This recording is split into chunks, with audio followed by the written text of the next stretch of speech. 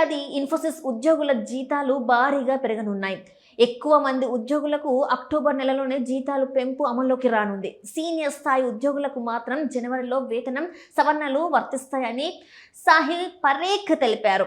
మొత్తం ప్రక్రియను 3 దశల్లో పూర్తి చేయనున్నట్టు కంపెనీ వెల్లడించింది. అయితే వేతనాల పెంపు శాతం ఎంత అనే విషయాన్ని సంస్థ ఇంకా వెలువడించలేదు.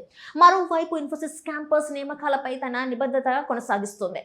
ప్రస్తుతం ఆర్థిక సంవత్సరంలో 20,000 మంది ఫ్రెషర్లను నియమిస్తున్నట్టు కంపెనీ ప్రకటించింది. ఇప్పటికే ఏప్రిల్ జూన్ త్రైమాసికంలో 4,000 మందికి పైగా కొత్త ఉద్యోగులను సంస్థలో చేర్చుకున్నట్టు తెలిపింది.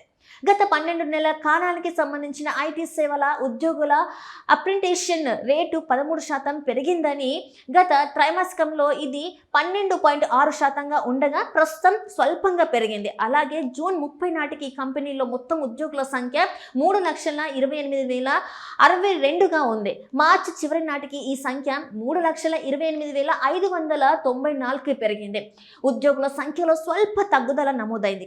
కంపెనీ వ్యాపారంలో కృత్రిమ మేధస్సు సేవల ప్రాధాన్యం మరింత పెరుగుతుంది. ఈ త్రైమాసికంలో మొత్తం ఆదాయంలో ఏఐ సేవల వాటా 8.2%కి చేరుకుంది. గత డిసెంబర్ త్రైమాసికంలో ఇది 5.5%గా ఉండడం గమనార్హం.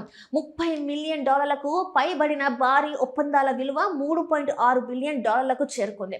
గత త్రైమాసికంలో ఇది $3.2 బిలియన్ నమోదైంది. ఇన్ఫోసిస్ బోర్డు సంస్థలో కీలక నాయకత్వం మార్పును కూడా ప్రకటించింది. ప్రస్తుతం ఉన్న CEO managing director Sahil Parekh పదవీ కాలం ఏప్రిల్ 2027తో ముగుస్తుంది.